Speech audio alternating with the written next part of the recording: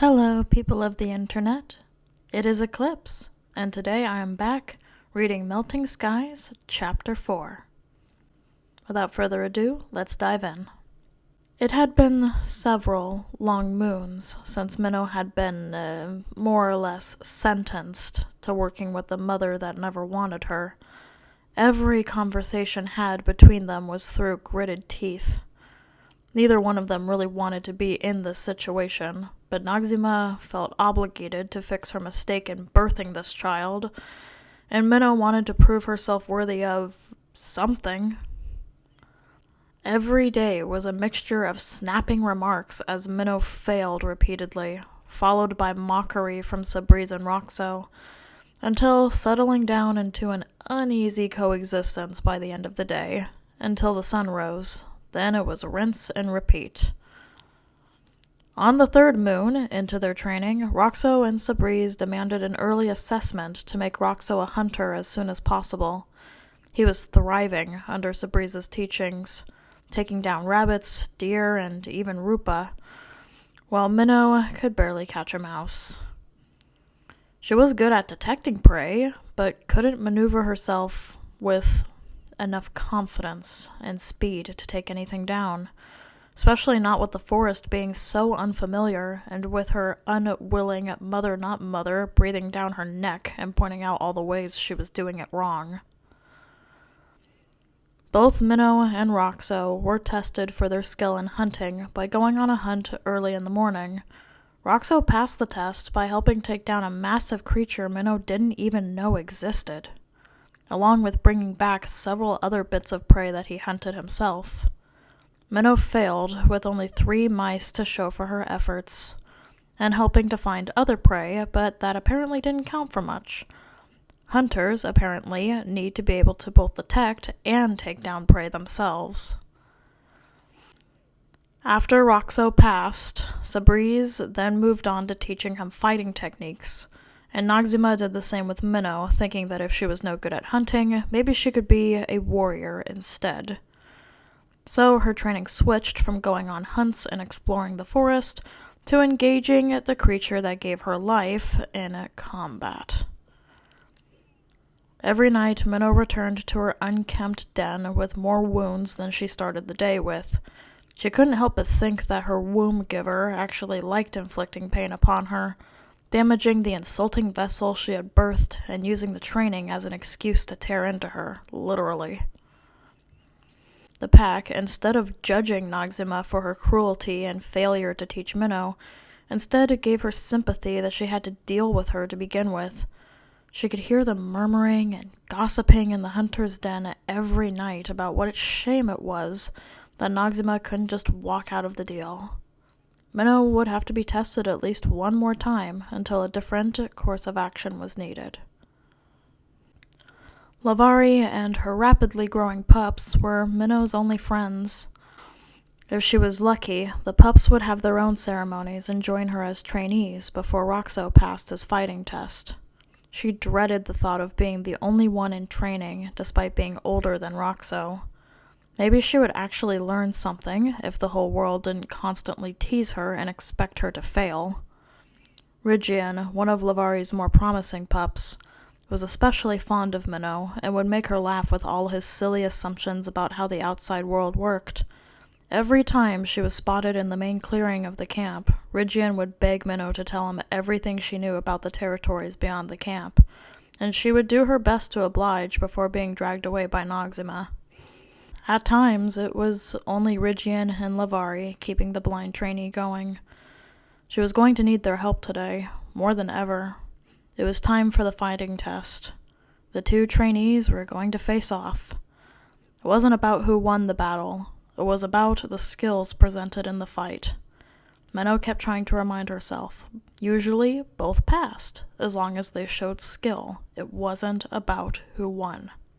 Alpha made the call that Minnow dreaded as she snacked on the mice she had hunted earlier. She felt a bump as Roxo ran past her to the clearing, excitement making his flanks bounce with an audible shuffle as he trotted away. She took one last bite of her food before wandering out into the clearing. She didn't make it 2 steps before she felt teeth dig into her ear as her head was pulled down with a force. "You listen to me, you disappointment," Noxima snarled directly in her ear. "Your only hope of passing this test is using your size. You're older than Roxo, and therefore bigger. Use that. Use your weight to immobilize him. With him in one place, your jaws and claws can scrape and bruise all they want. You'll win." Minnow shuddered at the thought. Despite how distant they had become, Roxo was still her brother, and the only wolf other than her aunt that she still saw as family. She couldn't just lay him out and hurt him repeatedly to win. Isn't this test about skill? And it isn't about who wins, right? She got another bite on her ear for that. "If you keep thinking like that, you'll lose and fail the test. Remember what I taught you." Noxima promptly padded away into the crowd that was slowly forming. Alpha's call echoed through the clearing from just in front of them. "Minnow, Roxo, today you will test your abilities to fight and defend the pack in times of attack and hardship. Now face one another and address them like you would an enemy." "No problem there," Roxo growled as Minnow turned to face him. "On my mark, you will fight like your life depends on it. When the pups at home need defending, when birthing queens are attacked, when the sick, injured, and elderly are trapped and can't defend themselves, it will be up to the strength of the pack and its fighters to protect its current and future generations. Do you both understand?" Yes, Alpha, both said in unison. "Good. Now, ready? Begin!"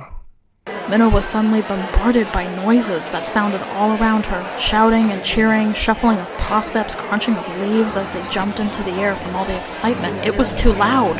Despite that, from the slight air pressure difference, Minnow could tell what was going to happen. She ducked as Roxo leapt at her and was able to hear him land on the other side, even with the other noises. As he tried to quiet his growl of frustration, Minnow quickly spun around to face him and leapt, trying to remember the posture her mother tried to teach her. She landed on nothing.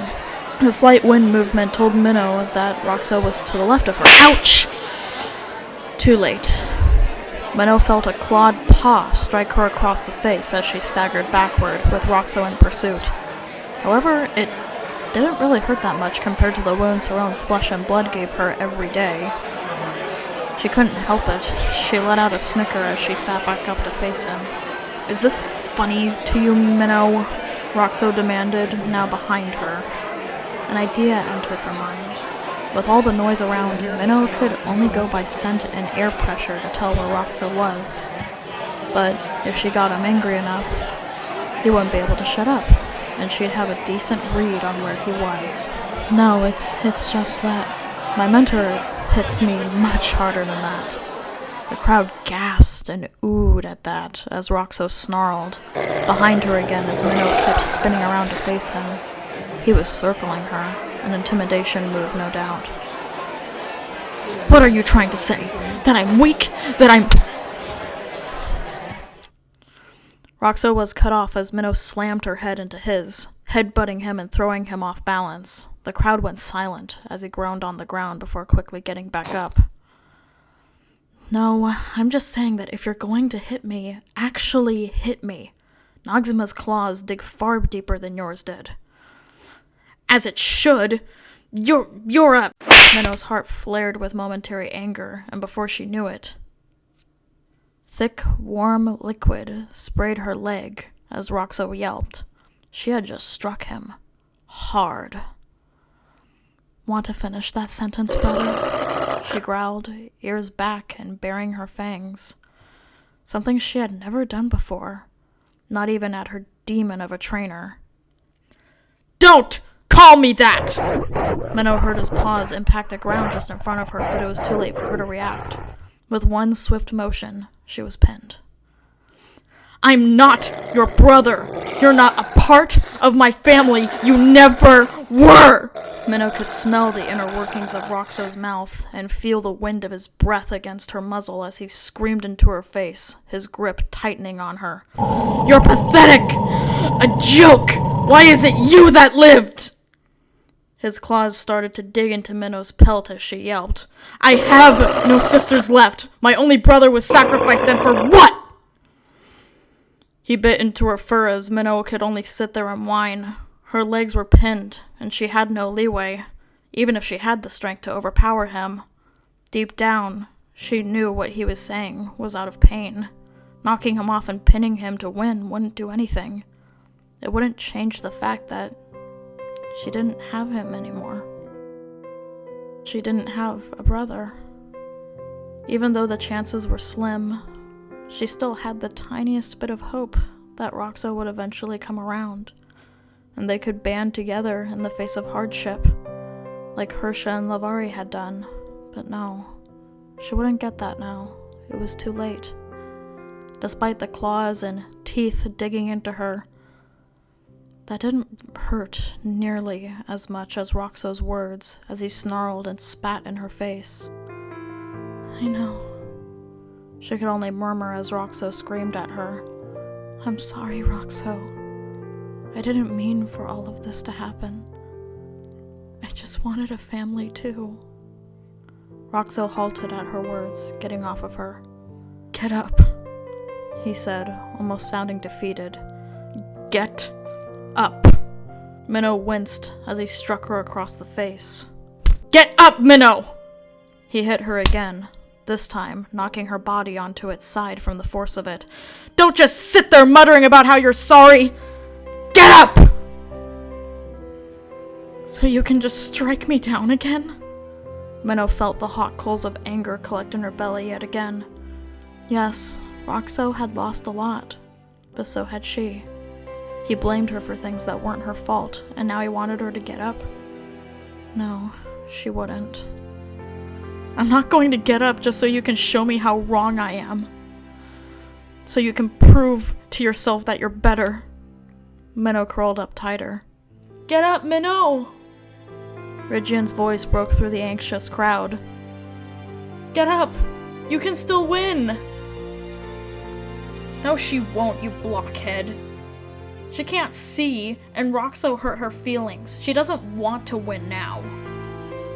Another one of Lavari's litter shouted before Lavari could silence him. Minnow just covered her ears. Though it was one of her vital senses, she couldn't stand it. The voices, the colors, her sisters and brothers. Lavari lied. She couldn't hear them. They weren't there. No one was there. She was alone.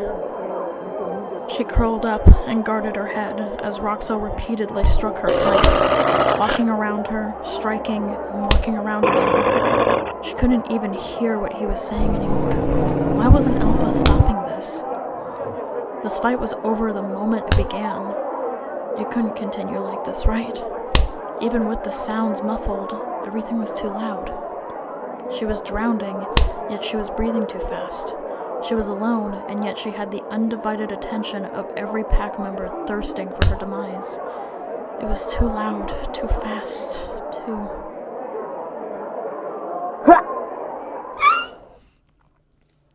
Everything went quiet again as a yelp rang out, but not hers.